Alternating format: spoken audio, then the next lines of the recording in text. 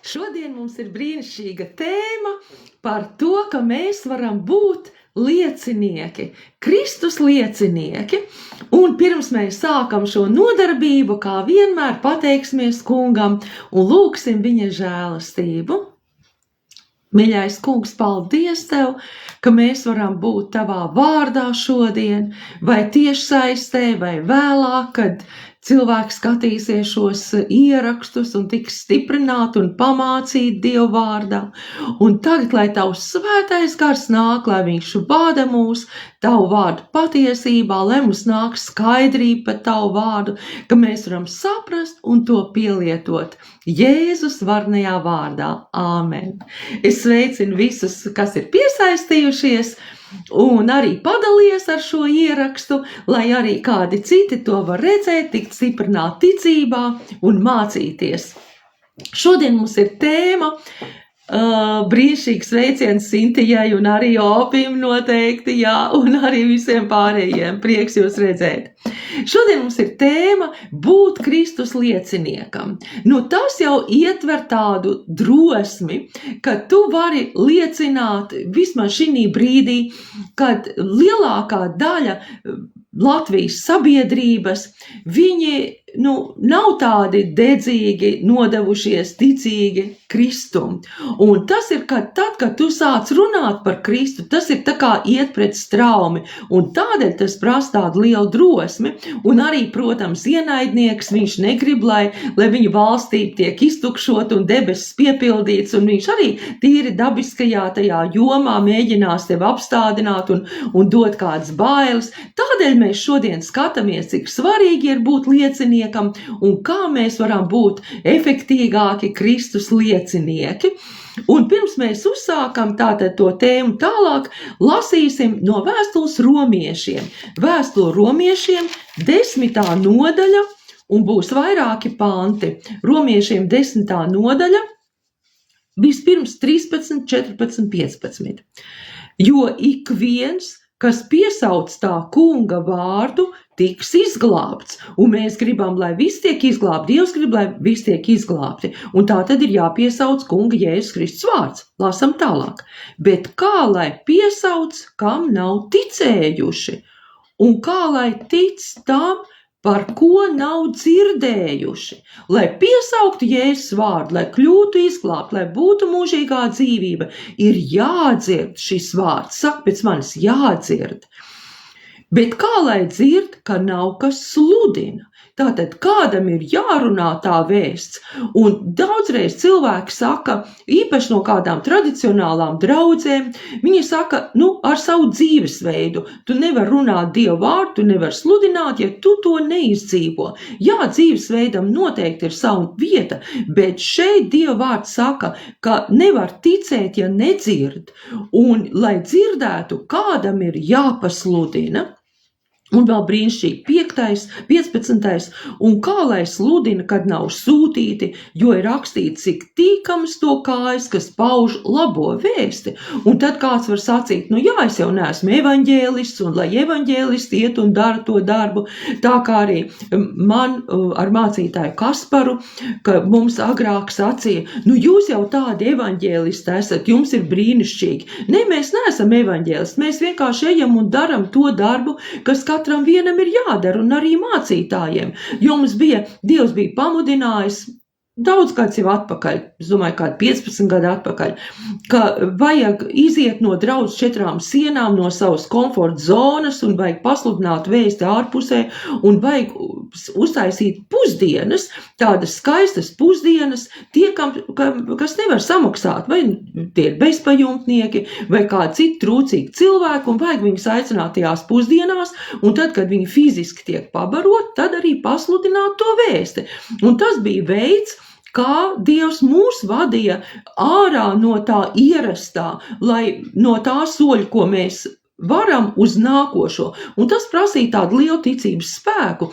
Un tad citi tie, kas bija tuvākie, vai no draudzes, vai vienkārši, kas bija no Atmodas institūta tajā laikā, un viņi sacīja, jums ir tāda evaņģēlis dāvana. Nē, tā nebija evaņģēlis dāvana, bet tas bija ticības darbs, jo Dievs ir katru mūsu aicinājis salīdzināšanas kalpošanā, katram ir jāpasludina par Kristu, un tā bija tāds ticības izstaipīšana, un paldies Dievam, ka mēs varējām iet un to darīt, bet tev nav jāgaida tikai uz tiem, kam ir evaņģēlis dāvana. Katram vienam ir jāpliecina Kristu. Un šeit ir rakstīts, cik tīkams to kājas, kas pauž labo vēsti. Un tad 17. šajā pašā nodaļā. Tātad ticība nāk no sludināšanas un sludināšana no Kristus pavēles. Skaidrāk tas ir pateikts kādos citos tulkojumos, un tad cilvēki var prasīt, vai tad latviešu tulkojums nav derīgs? Nē, tas ir caurausts ar Dievu spēku un viņa klātbūtni, tā ir Dieva patiesība, bet ja tu tieši gribi studēt Dieva vārdu, saprast, kāds atsevišķs vārds, ko nozīmē, vai kāds konkrētais pāns, lai tur varētu balstīt doktrīnu, kur ir vairākas raksturvietas, jo Dieva vārdu mācību doktrīnu mēs nebalstām vienā pāntā, mēs salīdzinām. Un ja tu gribi tātad šo salīdzināšanas darbu veikt pareizi, tev jāiet kādos citos tulkojumos arī. Bet šajā ziņā es paņemšu no 2 latviešu citiem tulkojumiem. Un brīnišķīgi jaunais latviešu tulkojums saka, tātad ticība rodas no pasludinātās vēsts. Lai ticība kādā cilvēkā rastos, tev ir jāsludina, lai viņš dzird. Ne tikai, ka tu esi labs un mīļš un tam līdzīgi un izpalīdzīgs, bet viņam ir jādzird, ka Kristus ir pestītājs. Un, protams, tas prasa drosmi. Tāpēc Dievs mums ir devis svēto garu, un katram ticīgam ir jāpiepildās ar svēto garu, lai būtu svētā gara spēks. Un to mēs arī runājām kādās iepriekšējās nodarbībās, tur tu vari to paklausīties. Tātad vēlreiz šo pantu no jaunā tulkojuma. Tātad ticība rodas no pasludinātās vēsts, bet vēsts no Kristus vārdiem. Tātad Dieva vārds tieši tas, kas ir rakstīts Bībelē, tie ir Kristus vārdi. Un no glika tulkojuma arī līdzīgi. Tad ticība nāk no dzirdēšanas, bet dzirdēšana nāk caur Dieva vārdu. Daudz cilvēku šeit kļūdās, gribot pasludināt labo vēsti cilvēkiem, īpaši tiem, kas ir, arī saviem darba kolēģiem, tuviniekiem, bet arī daudzreiz svešiem cilvēkiem, vai uz ielas nejauši sastaptiem. Un tad viņi domā, ka viņu emocija, viņu harisma, viņu pieredze būs tik ļoti efektīva. Ir pieredzēja sava vieta, bet lai cilvēku pārliecinātu par grēku un par taisnību, par mūžīgo nāvu un mūžīgo dzīvību, mums ir jārunā Dieva vārds, tieši jācitē Dieva vārds, jo Dieva vārds ir tas, kur svētais gars izgaismo un dod atklāsmi cilvēku sirdī, un tad, kad tu būsi aizgājis, cilvēku neliks mierā tas vārds, jo svētais gars turpinās atgādināt viņam to vārdu. Tad, kad mēs ar mācītāju Kasparu mācījāmies Tampā pie mācītāja Rodnija Hovarda Brauna Bībeles institūtā, un tad mācītāja Dženifera Gijona, viņa mums mācīja kopā ar savu vīru Ēriku Gijonu, viņa mums mācīja dvēseļu glābšanas kursu. Un es atceros, ka tas jau, protams, ka pirms 20 un cik gadiem, bet viņa lietoja tādu piemēru, kas man bija diezgan sveši, un jo mūsu valstī nebija tik daudz vēl tās spuldzītes, kuras iedegas pēc tā jūtīguma. Piemēram, ja kādā ciematā vai kādā nomaļākā vietā tu ej garām privātām mājām, un daudzām ir tā, ka, ja tu ej garām, uzreiz iedegas spuldze. Vai arī, piemēram, es dzīvoju daudz dzīvokļu namā, un tad, kad es izkāpju no lifta un eju pa trepēm uz savu dzīvokli, mums arī koridorā ir spuldzīte, kas ir jūtīga no kustības, un viņa uzreiz iedegas. Un mācītāja Dženifera lietoja šo piemēru, ka tas ir tā, kad tad, kad tu runā Dieva vārdu, saka pēc manis Dieva vārdu, tu tieši runā Dieva vārdu, piemēram, visi ir grēkoši un visiem trūks dievišķā godība un grēka alga ir nāve, bet Dieva dāvana ir mūžīgā dzīvība caur Jēzu Kristu mūsu kungu. Un ik viens, kas piesaugs viņa vārdu, tiks izglābts. Tātad šeit bija jau 3 vai 4 bībeles panti. Nav jāsaka, tās rakstu vietas tur un tur un tur, kā evaņģēlists jau savu sacīkst noskrējušais varenais Bilijs Grēms, kā viņš savos sprediķos tik daudz bija pielādējis ar Dievu vārdu. Viņš saka, Bībele saka, Bībele saka, Bībele saka. Un tā arī tu pielādēji savu sirdi ar Dievu vārdu, kurš pasludina pestīšanas ceļu. Un tad, kad tu šo vārdu runā, tad ir tā kā tā lampiņa iedegas tam cilvēkam, kurš dzird to vārdu. Un tad, kad mēs bijām Tampā un mācītāja Jennifer lietoja šo piemēru, es nevarēju saprast, kas tās pa lampiņām, kas iedegas, kad iet garām, bet tagad gan es to ļoti labi varu saprast. Un to arī es uzticos, ka tad, kad tu runā šo Dievu vārdu, tad tā lampiņa tajā neticīgajā iedegās, pēkšņi viņš sāk saprast, nāk Dieva vārda atklāsme, un pēc tam tad ir tā izvēle, ko viņš ar to darīs. Mums Dievs neprasa, lai mēs izvēlamies otra cilvēka vietā. To mēs nevaram. Un tāpēc citreiz mums arī liekas, ka vajag kaut kā spiest, lai viņš izvēlās, bet Dieva vārds un Dieva gars viņam dos to pārliecību. Citreiz ir drusku jāatstāj tas cilvēks Dieva darbam uz priekšu arī. Jo Dievs saka, lai mēs sējam visādās augsnēs. Kā Marka evaņģēlijā ir teikts, kad Jēzus saka, sējējs izgāja sēt, un cita sēkla krita ceļmalā, un viņa neuzauga, cita uz akmens krita, un tikai kāda daļa krita labā zemē. Un Jēzus neteica, sējējs nepareizi darīja, viņam vajadzēja tikai labā zemē sēt. Nē, viņš teica, sēj to sēklu, sēj visur, sēj katrā laikā, kā apostols Pāvils saka, laikā un nelaikā, dažādās augsnēs, un lai Dievs dara to turpinošo darbu. Tātad šeit mēs lasījām Romiešiem 10:17.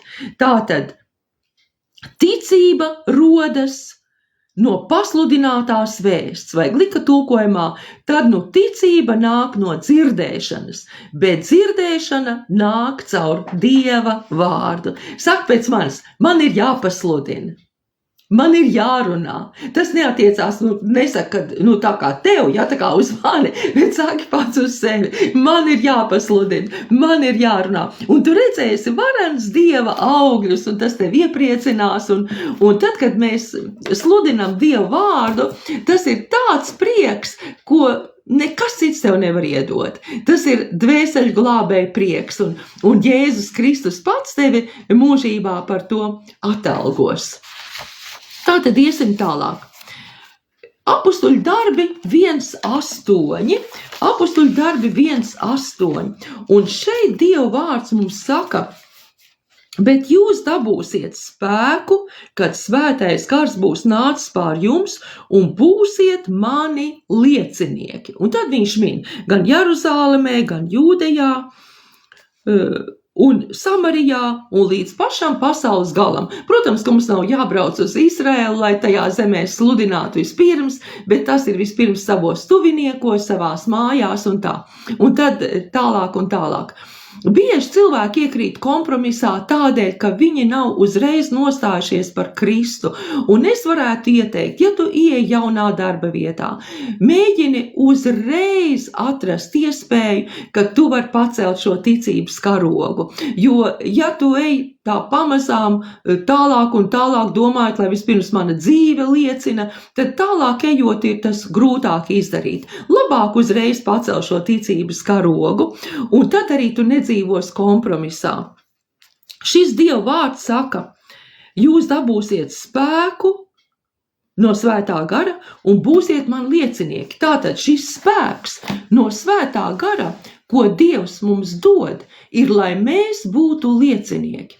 Un tas ir tik svarīgi, ka mēs ne tikai ilgojamies pēc Dieva spēka, bet ko tad tu darīsi ar to spēku?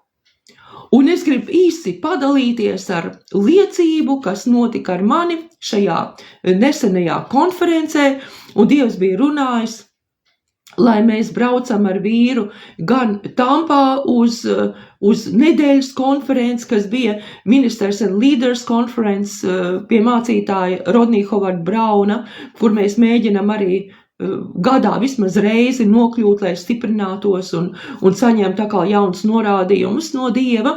Un tātad mēs šajā konferencē bijām oktobrī jau, un pēc tam mācītājs Rodnijs Hovards Brauns bija Eiropā vairākās vietās, vēl joprojām viņš ir. Un, protams, ja skatīsies vēlāk, tad nebūs tā reize, bet tagad ir, kad es runāju, ir 2025. gada 17. novembris. Un tātad pēc šīs oktobra konferences bija mācītāja Rodnija Hovarda Brauna kalpotāja konference pie mācītāja Bena Kruski un Holandē, Amsterdamas piepilsētā. Un arī tur Dievs runāja, ka mums ir jādodās, un pēc tam arī vēl uz Somiju, uz Helsinkiem pie mācītāja Tomi un Sannas Lehto. Un tad, kad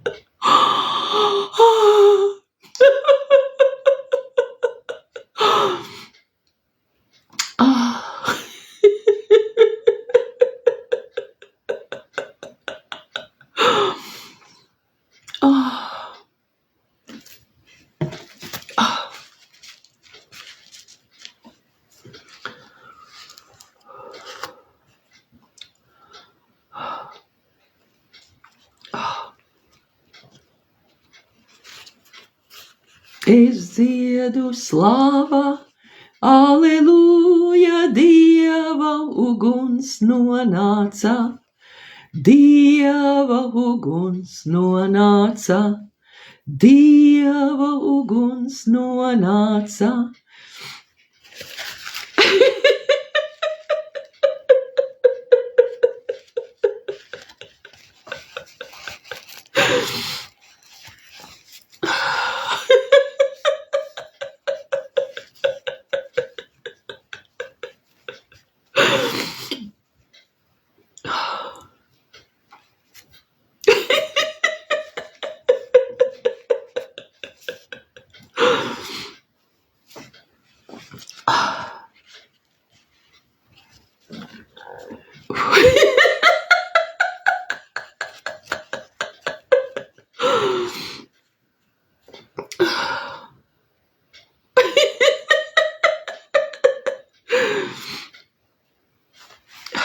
Un tikai tad, kad es biju pateikusi Dievam, jā, saki, ko tu gribi, lai es daru. Un Dievs bija līdz manā sirdī. Un tad, kad es teicu jā tam uzdevumam, un es teicu, kungs, man vajag tavu spēku.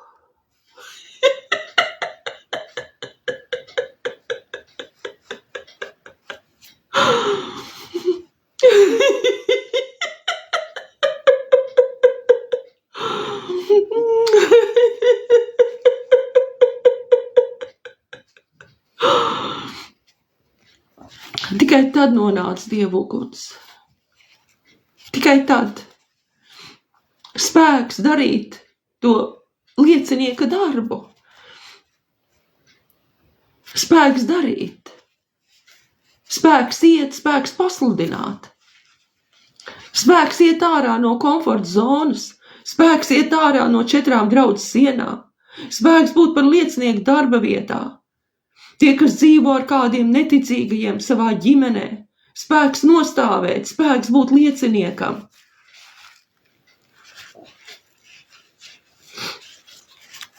Spēks.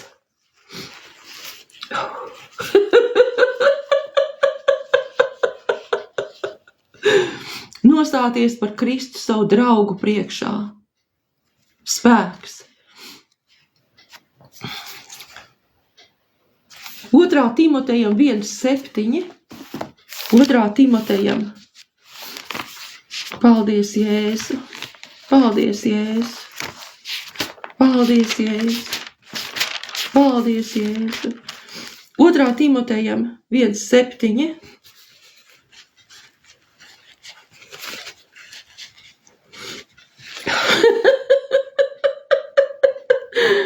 Jo Dievs nav mums devis baiļu garu, bet spēka, mīlestības un savaldības garu. Un kāds saka, mācītāja Lilija, ko tad tu nesavaldies? Dievs tev ir devis savaldības garu. Savaldības garu savaldīt savu miesu, nesvēto garu. Aleluja. Tātad Dievs mums ir devis ne baiļu garu, bet spēka garu.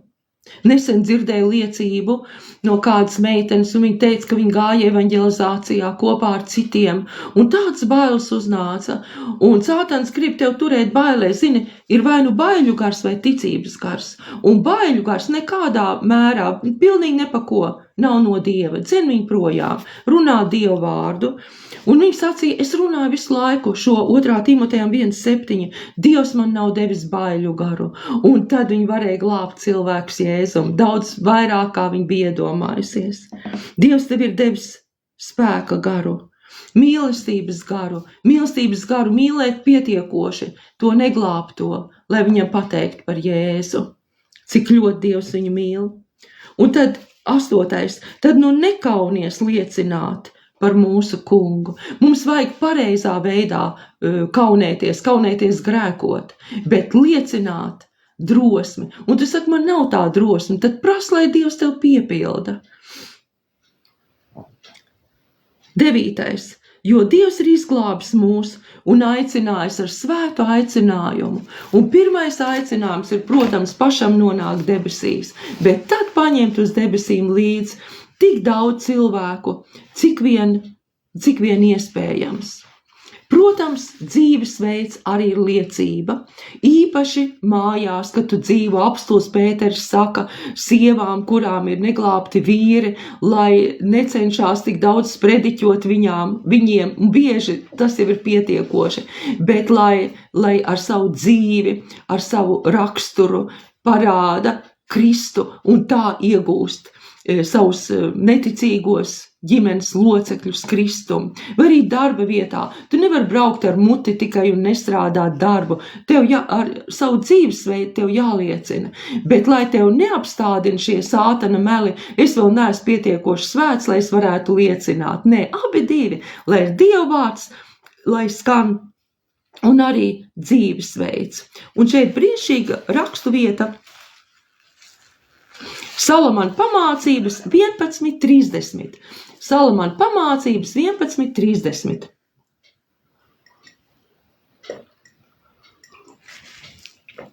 Un es uzreiz jau lasīšu no jaunā latviešu tulkojuma, jo latviešu tajā tradicionālā, ko mēs bieži lasām, tur mazliet tā kā to domu nevar saprast. Gudrais iemanto cilvēku sirdis. Tas ir tik brīnišķīgi. No Glika tulkojuma, es lasīju no panta vidus, no Glika tulkojuma no sākuma. Taisnā auglis ir dzīvības koks. Dievs ir uzticējis šo dzīvību, kas ir kungā Jēzu Kristu un kas ir tevī, ka tā var plūst caur tevi uz citiem. Taisnā auglis ir dzīvības koks. Un gudrais manto sirdis. Un ja mēs skatāmies kādos vēl citos tulkojumos, tad tur ir teikts, taisnības auglis ir dzīvības koks, un tas, kas iegūst dvēseles, ir gudrs. Tas, kurš iegūst dvēseles, ir gudrs. Un tad, kad tu ej un pasludini Dieva vārdu, aicini cilvēkus pie Kristus, tad Dieva vārds saka, ka tu esi tas gudrais, un ir labāk būt gudram Dieva acīs, un kaut ar pasaules acīs brīžam viņi sauc tev par muļķi, bet tā ir tā, ka cilvēks nocietina savu sirdi, un viņš negrib pieņemt evaņģēliju, bet Dieva acīs tu esi tas gudrais. Teikšu kādus praktiskus padomus, kādus pielietojumus, kas tev var palīdzēt, liecinot citiem par Kristu. Tātad ļoti svarīgi ir, ka tu nevis mēģini iestāstīt, nevis mēģini dvēseliski kaut kā izskaidrot, bet tu pasludini. Pasludini, apostols Pāvils saka, pasludini Dieva vārdu laikā un nelaikā. Tu pasludini, ko evaņģēlijs saka. Ko nozīmē pasludināt? Ne jau, ka tu ieņem tādu kaut kādu īpašu mācītāju balsi, es tev saku, tu esi grēcinieks. Nē, Nē, tu runā Dievu vārdu ar ticību savā sirdī, jo vairāk tu pats liks savā sirdī Dievu vārdu, caur Dievu vārdu lasīšanu, pārdomāšanu, klausīšanos, jo vairāk arī tev būs ticība, ka Dievu vārds nostrādā. Tātad tu ar ticību runā šo Dievu vārdu. Nemēģini izskaidrot. Tādēļ, ka tad, kad mēs runājam Dievu vārdu, vienalga vai tas ir tad, kad mēs draudzē, piemēram, mācītāji sludina Dievu vārdu, viņi nerunā uz tavu galvu, viņi runā uz garu, es mēģināšu tā nolikt, lai tu var redzēt, gara cilvēks. Viņi runā uz tavu garu, Un tad, kad mēs izejam un mēs sludinām Dievu vārdu cilvēkiem, mēs runājam no sava gara uz viņu garu, uz gara cilvēku, jo dabiskais prāts nevar Dievu vārdu saprast. Un tad, kad šis Dievu vārds ir sludināts, viņš vienmēr cilvēkā rada ticību.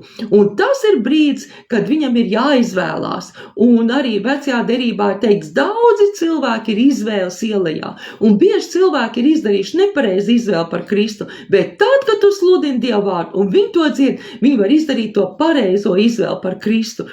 Tu nevari izdarīt viņu vietā, bet tu vari sludināt viņiem, un no šīs sludināšanas rodas ticība. Ja cilvēks saka, es nevaru ticēt, tas nozīmē, ka viņš ir vismaz tajā brīdī izdarījis izvēli neticēt, bet nemēģina viņam tad vienkārši kavēt laiku, mēģinot izskaidrot ar dabisko prātu, jo dabiskais prāts evaņģēliju nevar saprast. Nākamā lieta – nestrīdies. Arī Jēzus saka, apostuls Pāvils saka, lai mēs izvairamies no reliģiskiem strīdiem, jo tie ir neauglīgi, bet vispār strīdēšanās nav no Dieva.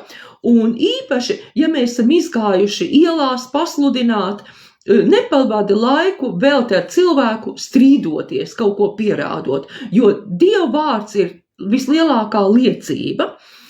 Un vēl kāda lieta, esi priecīgs, kā tāds teiciens, nesā vienmēr smaidu, jo tā ir tā Dieva labvēlība, kas cilvēku vada uz atgriešanos, tas nav nosodījums, un tāpēc vienalga, vai cilvēks grib pieņemt evaņģēliju tajā brīdī vai nē, bet neaiziet dusmīgs no viņa, bet cilvēki visbiežāk atcerās to pēdējo emocionālo iespaidu, un lai viņam par tevi, par Dievu, ko tu reprezentē Dievu, paliek mīlestības pilns iespaids, nevis ar dusmām un kritiku, ka viņš nebūtu pieņēmis. Un tad vēl kāda lieta, neatbild uz jautājumiem, vismaz ne evaņģēlija pasludināšanas brīdī, jo tad, kad tu pasludini evaņģēliju, tev ir virziens, kurā tu ved cilvēku, lai viņš pieņemtu Jēzu. Un bieži cilvēki jūt, ka tā kā pa karstu paliek garīgi, un tad viņi uzreiz iemet kaut kādu jautājumu, lai tev novirzītu pa citām tēmām vai pa to pašu tēmu. Piemēram, jā, bet kur tad Dievs, kur tad bērni mirst, un kur tad kari, un kur tad Ukraina, un tā tālāk. Nē, tu vari pateikt, es atbildēšu vēlāk tos jautājumus, bet tā tad ej ar evaņģēliju uz priekšu. Un tad tas ir gan mācītājiem pasludinot Dievu vārdu draudzē, gan arī tad, kad mēs pasludinām evaņģēliju, vienmēr noved cilvēku līdz izvēles vietai. Protams, tad, ja viņš klausās. Un neesi tāds, kas, tad atstāja, tad tu mājās var izvēlēties, tad tu mājās var lūgt. Ej tālāk ar to ticības spēku, ko Dievs tev ir devis, un aizved cilvēku līdz tam brīdim, kur viņam jāizdara izvēle. Un, protams, tas prasa ticības drosmi, bet Dievs mums ir devis šo spēka garu.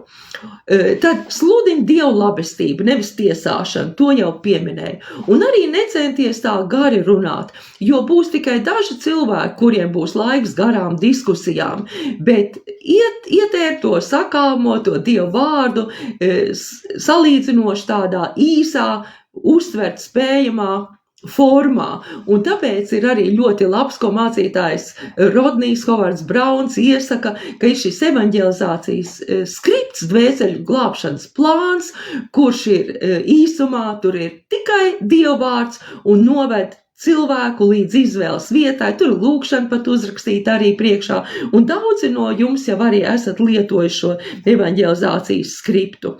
Un tad vēl kādas 2 lietas. Neuzspied nevienam, kurš negrib klausīties. Ja viņš izrāda, ka viņš nav ieinteresēts un tam līdzīgi, nestāvi un nebāzies virsū. Jā, ir brīdis, kad mēs ar ticības spēku velkam šo cilvēku, bet tomēr viņš izdara izvēli. Un ja viņš izdara izvēli neklausīties tevī, tad mierīgi atlaid. Atradīs kādu citu, kurš klausīsies uz tevi. Un savu vēsti, to, ko tu sludini, dari to vienkārši. Nesāc no 1. Mūzes grāmatas un no plūdiem un tad viss cauri vecajai derībai. Bet vienkārši, lai visa līmeņa cilvēki, lai var saprast. Šī evaņģēlija pasludināšana, tas, ka tu esi liecinieks, tas ir ticības darbs. Nesēd tikai savā komforta zonā, man ir, es esmu glābts, es eju uz debesīm un tad jau viss labi. Jo Jēkabs saka savā vēstulē, ka ticība bez darbiem ir nedzīva, un šī apliecināšana, šī evaņģelizēšanas lieta, tā tevi uzturēs arī karstu mīlestībā uz Dievu. Un ar to arī es šo nodarbību beigšu tūliņ, un es vēl gribu aicināt tevi, tātad piedalies evaņģēlija izplatīšanā ar savu ziedojumu arī, jo Dievs mums ir devis kā draudzei nākošos evaņģelizācijas posmus. Pagājušā gadā tātad mēs katru sestdienu bijām dažādās Latvijas pilsētās ar evaņģēliju 1:1, un viss kopā pa pilsētām bija glābt apmēram 2000 cilvēku, slavu Dievam par to. Bet nākošajā, sākot no pavasara, Dievs ir licis mūsu sirdī doties ar skatuvi, ar pasludināšanu, evaņģēliju pasludināšanu mikrofonā, tātad skaļi, ar visām pašvaldības atļaujām un ar pārtikas pakām, jo tas ir tas, kas cilvēkiem ir vajadzīgi. Un tas ir tāds āķīts, cilvēks nāks pēc pārtikas pakas un viņš saņems daudz vairāk. Ne tikai to īslaicīgo maizi, kas izbeidzās, bet viņš saņems mūžības maizi un daudz tiks ievilkti debesu valstībā. Un, protams, tam visam ir vajadzīgs finanses, un tādēļ es aicinu arī tevi pievienoties ar finansēm, jo katram vienam ir jāizplata debesu valstība, un ir cilvēki, kuri ir pilnlaika kalpošanā, kurus Dievs ir aicinājis, varbūt arī tevi Dievs ir aicinājis, bet tu vēl neesi pilnlaika kalpošanā, tad piedalies ar visu, kā tu spēj, ar palīgu kalpošanu, ar finansēm, to darbā, kuri jau iet pilnlaika kalpošanā. Un tas konts tur ir uzrakstīts, tā kā Dievs svētī katru priecīgu devēju, un tad debesīs toreiz satikt tos glābtos cilvēkus, viņi teiks, paldies, ka tu man glābi, un tu teiks, nē, es jau tev neglābu, es jau nebraucu uz tām pilsētām, bet tavas finanses ir aizdevušās. Lai Dievs tev iepriecina un svētī ar drosmi, ka tu esi evaņģēlija izplatītājs dažādos veidos. Āmen!